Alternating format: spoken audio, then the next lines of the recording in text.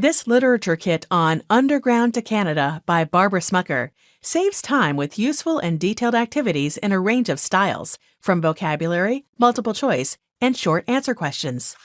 55 pages chocked full of a variety of scaffolding strategies incorporated in our Before You Read worksheets for each chapter section, along with vocabulary prompts to prepare your students for the reading, with rubrics, teacher guide, and author biography.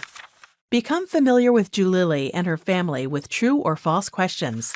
Identify which character said the provided statements. Imagine what the story would be like if it was set today, and better understand the issues that would cause two girls to run away. 6 additional writing tasks follow. Supplement an existing unit with in-depth writing tasks, such as rewriting the story with a third child taken on the journey. A word search puzzle and comprehension quiz ends the unit. The easy marking answer key works by lining up perfectly with the matching question pages. 3 color posters, which are graphic organizers, completes the resource. Draw Julilly and Liza's journey on a map. Visit our website to see more novel study guides just like it.